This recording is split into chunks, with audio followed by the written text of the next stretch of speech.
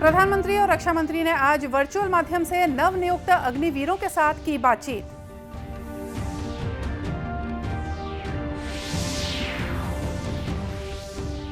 भाजपा की राष्ट्रीय कार्यकारिणी की 2 दिवसीय बैठक आज से नई दिल्ली में शुरू।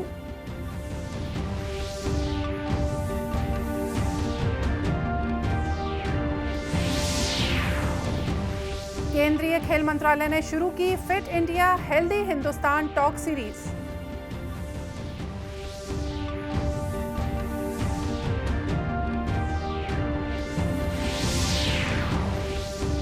और मुख्यमंत्री ने बलरामपुर में किया तातापानी महोत्सव का शुभारंभ।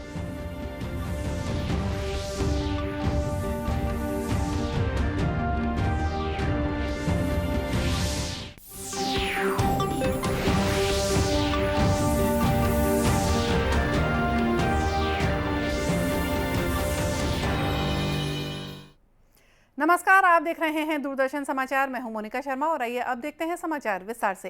प्रधानमंत्री नरेंद्र मोदी ने आज वर्चुअल माध्यम से नवनियुक्त अग्निवीरों के साथ बातचीत की, जिसमें रक्षा मंत्री राजनाथ सिंह ने भी भाग लिया। देश के अलग अलग हिस्सों से अग्निवीरों ने इस बातचीत में भाग लिया। अग्निवीर योजना युवाओं को 4 वर्ष के लिए सशस्त्र सेनाओं में भर्ती के उद्देश्य से शुरू की गई है। ये योजना इस प्रकार से तैयार की गई है कि सशस्त्र सेनाओं में युवाओं की अधिक संख्या बनी रहे। श्री मोदी ने अग्निपथ योजना के अग्निवीरों को बधाई दी। उन्होंने कहा कि ये परिवर्तनकारी नीति भारतीय सशस्त्र बलों को मजबूत बनाने और उन्हें भविष्य की चुनौतियों के लिए तैयार करने में गेम चेंजर साबित होगी। प्रधानमंत्री ने कहा कि अग्निवीरों से सशस्त्र बल युवा और तकनीकी समझ रखने वाले बनेंगे। प्रधानमंत्री ने कहा कि वो तीनों सेनाओं में महिला अग्निवीरों को देखने के लिए उत्सुक हैं। श्री मोदी ने सियाचिन में तैनात महिला सैनिकों और आधुनिक लड़ाकू विमानों को चलाने वाली महिलाओं का उदाहरण देते हुए उल्लेख किया कि कैसे महिलाएं विभिन्न मोर्चों पर सशस्त्र बलों का नेतृत्व कर रही हैं। युवाओं और अग्निवीरों की क्षमता की सराहना करते हुए उन्होंने कहा कि अग्निवीर ही 21वीं सदी में देश को नेतृत्व देने जा रहे हैं। भारतीय जनता पार्टी की राष्ट्रीय कार्यकारिणी की नई दिल्ली में 2 दिन की बैठक आज से शुरू हो गई है। प्रधानमंत्री नरेंद्र मोदी, भाजपा अध्यक्ष जेपी नड्डा, केंद्रीय गृह मंत्री अमित शाह और भाजपा शासित राज्यों के मुख्यमंत्री और पार्टी के अन्य वरिष्ठ नेता बैठक में भाग ले रहे हैं। कार्यकारिणी की बैठक से पहले भाजपा के राष्ट्रीय पदाधिकारियों की बैठक हुई। बैठक में पार्टी के राष्ट्रीय उपाध्यक्ष डॉक्टर रमन सिंह भी शामिल हो रहे हैं। बैठक में कार्यकारिणी की कार्यसूची को अंतिम रूप दिया गया। प्रधानमंत्री राष्ट्रीय कार्यकारिणी की बैठक के समापन सत्र को संबोधित करेंगे। कार्यकारिणी की बैठक में देश के सामने मौजूदा महत्वपूर्ण मुद्दों पर चर्चा होगी और आर्थिक, राजनीतिक और दूसरे विषयों पर प्रस्ताव पारित किए जाएंगे।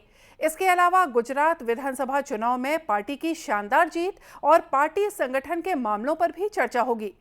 पार्टी की राष्ट्रीय कार्यकारिणी की बैठक से पहले प्रधानमंत्री नरेंद्र मोदी आज दोपहर शहर में पटेल चौक से लेकर संसद मार्ग तक एक मेगा रोड शो में भाग लिया।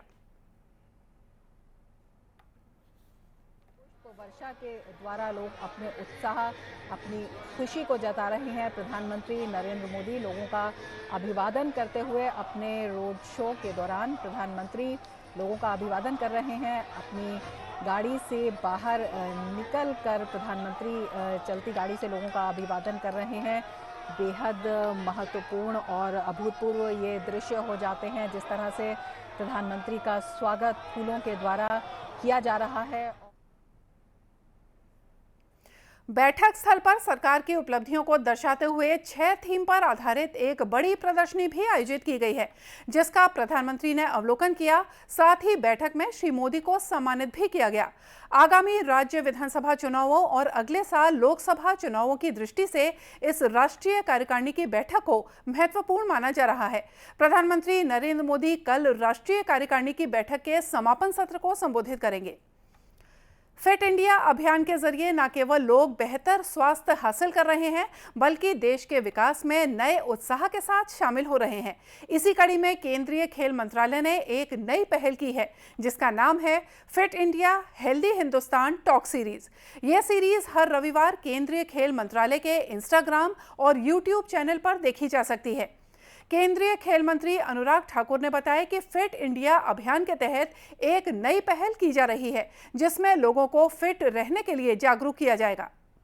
21वीं शताब्दी में करते हैं और विशेष तौर पर जब हम अमृत काल की बात कर रहे हैं तो सबके मन में एक सपना है कि स्वच्छ भारत हो, सुंदर भारत हो, सशक्त भारत हो। और कहीं ना कहीं प्रधानमंत्री मोदी जी की सोच कि फिट इंडिया मूवमेंट को आगे बढ़ाना है। कहीं ना कहीं फिटनेस के साथ साथ आपके खाने पीने के ऊपर भी बहुत ज्यादा ध्यान देने की आवश्यकता होती है। जितना समय आपको फिटनेस पे लगाना है तो कहीं ना कहीं उसके साथ साथ आपको अपनी डाइट क्या खाना है वो भी उतना ही आवश्यक होता है।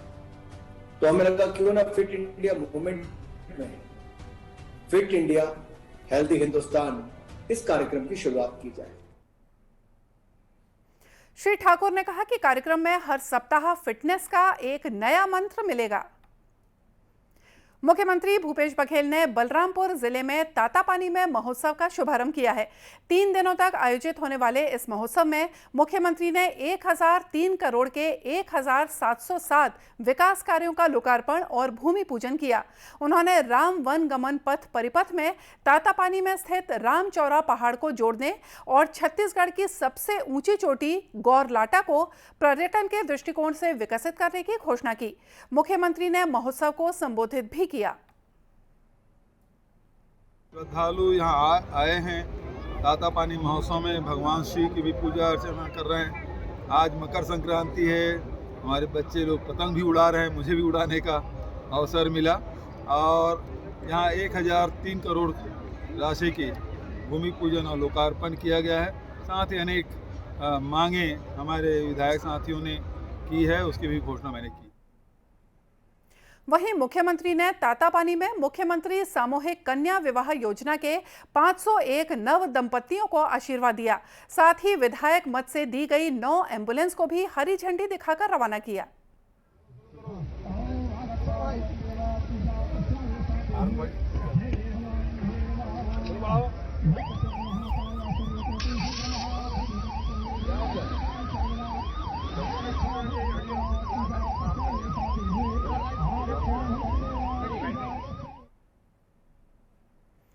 इस दौरान स्कूल शिक्षा मंत्री डॉक्टर प्रेम साय सिंह टेकाम के साथ संसदीय सचिव चिंतामणि महाराज और क्षेत्रीय विधायक बृहस्पत सिंह भी मौजूद थे। अनुसूचित जाति जनजाति कल्याण समिति संसदीय दल की टीम इन दिनों रायपुर में है। इस टीम की अध्यक्षता डॉक्टर कीर्ति प्रेमजी भाई सोलंकी कर रहे हैं। श्री सोलंकी का कहना है कि दल के सदस्य विभिन्न स्तरों पर बातचीत और छानबीन कर अनुसूचित जाति और जनजाति के कल्याण की योजनाओं का जायजा लेंगे। कमेटी अनुसूचित जाति और अनुसूचित जनजाति के कल्याण के लिए है। उनका जो अधिकार है, उनका जो रिजर्वेशन इम्प्लीमेंटेशन ऑफ रिजर्वेशन है, उनकी बैकलॉग की स्थिति है, इसके बारे में छानबीन करेगी, अलग अलग ऑर्गेनाइजेशन से चर्चा करेगी। यहाँ रायपुर में हम कोल अथॉरिटी ऑफ इंडिया से भेंट करने वाले हैं। सीआरपीएफ, राज्य सरकार, अब छत्तीसगढ़ और एम्स से हमारी मुलाकात होगी और SC ST के समुदाय के लोगों को जो हर संभव उसका जो संवैधानिक अधिकार है वो उनको दिलाने के लिए कमेटी के सभी सदस्य हर संभव प्रयास करते हैं। श्री सोलंकी ने बताया कि छत्तीसगढ़ में आरक्षण संशोधन विधेयक को लेकर भी राज्य सरकार के साथ बातचीत की जाएगी। गौरतलब है कि इस टीम में संसदीय दल के 6 सदस्य और 5 अधिकारी शामिल हैं।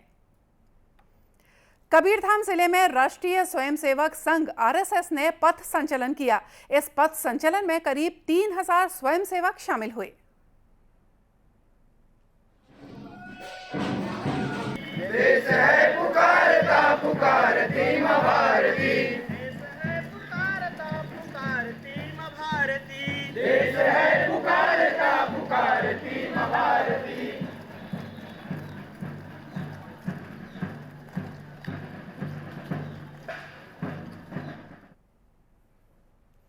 कार्यक्रम में मुख्य अतिथि रामप्रसाद मिरी और सह प्रांत प्रचारक छत्तीसगढ़ नारायण नामदेव समेत अन्य लोग मौजूद थे। इस मौके पर स्वयं सेवकों ने बताया कि राष्ट्रीय स्वयंसेवक संघ 98 वर्षों से राष्ट्र सेवा के भाव लिए समाज जीवन के विभिन्न क्षेत्रों में सेवारत है। इसके लिए संघ अपने कार्यकर्ताओं को बौद्धिक, मानसिक और शारीरिक विकास के लिए समय समय पर विभिन्न कार्यक्रम आयोजित करता है। गौरतलब है कि राष्ट्रीय स्वयंसेवक संघ का शताब्दी वर्ष 2025 में होगा। केंद्रीय स्वास्थ्य मंत्री मनसुख मांडविया ने कोविड टीकाकरण के 2 वर्ष पूरे होने पर लोगों को बधाई दी है। स्वास्थ्य मंत्री ने कहा कि दुनिया का सबसे बड़ा और सर्वाधिक सफल टीकाकरण लगातार तेज रफ्तार से नए रिकॉर्ड बना रहा है। एक ट्वीट में श्री मांडविया ने कहा कि प्रधानमंत्री के प्रेरक नेतृत्व में यह बेजोड़ टीकाकरण अभियान चलाया जा रहा है। उन्होंने कहा कि प्रधानमंत्री नरेंद्र मोदी के मंत्र सबका प्रयास से प्रेरित भारत का कोविड टीकाकरण अभियान इतिहास में सदा याद रखा जाएगा। श्री मांडविया ने डॉक्टरों, नवाचार विशेषज्ञों, स्वास्थ्य कर्मियों और अग्रिम मोर्चे के कार्यकर्ताओं की टीकाकरण अभियान की सफलता के लिए प्रशंसा की।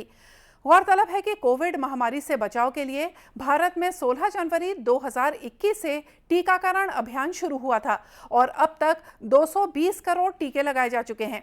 वहीं प्रदेश में टीकाकरण अभियान को अच्छी सफलता मिली है। नतीजतन वर्तमान में कोविड की औसत पॉजिटिविटी दर नगण्य है। जांजगीर चांपा अकलतरा क्षेत्र के कापन गांव में मोर आवाज मोर अधिकार के तहत भाजपा ने कार्यक्रम का आयोजन किया। इस दौरान रायपुर सांसद सुनील सोनी, जांजगीर चांपा के सांसद गुहाराम अजगले, अकलतरा विधायक सौरभ सिंह, भाजपा के प्रदेश उपाध्यक्ष और पूर्व विधायक निर्मल सिन्हा, पूर्व सांसद कमला पाटले, पूर्व विधायक छतराम देवांगन और भाजपा जिलाध्यक्ष गुलाब सिंह चंदेल मौजूद थे। सांसद सुनील सोनी ने बताया कि योजना के तहत राज्य सरकार केंद्र द्वारा आवंटित राशि का उपयोग नहीं कर रही है। योजना राज्यांश नहीं मिलने से काम अटका पड़ा है। दे रहा है तो अपना अंश भी देना चाहिए और सबका पक्का मकान बनना चाहिए। और जिनके अधूरे मकान हैं, जिनको एक किस्त दिया, दूसरी तीसरी किस्त नहीं मिल रही है, वो हजारों लोग बेघर हो गए, रो रहे हैं। तो उनकी चीख को और उनके दुख को ये असंवेदनशील सरकार समझे और संवेदना लाए। जांजगीर चांपा के सांसद गुहाराम अजगले ने भी कहा कि योजना का लाभ पात्र व्यक्तियों को मिलना ही चाहिए। में चल रहा है और इस पर आवेदन भी बहुत बड़ी संख्या में आ रहा है और इसका अच्छा परिणाम भविष्य में आएगा। भाजपा केंद्र की योजनाओं को लेकर लोगों के बीच आ रही है। ऐसे में पार्टी योजनाओं का लाभ हर व्यक्ति तक पहुंचाने में जोर दे रही है। मोर आवास मोर अधिकार योजना भी केंद्र प्रवर्तित योजनाओं में से एक है, जिसका पूरा लाभ लोगों को नहीं मिल रहा है। और आइए अब देखते हैं कुछ खबरें जिलों से।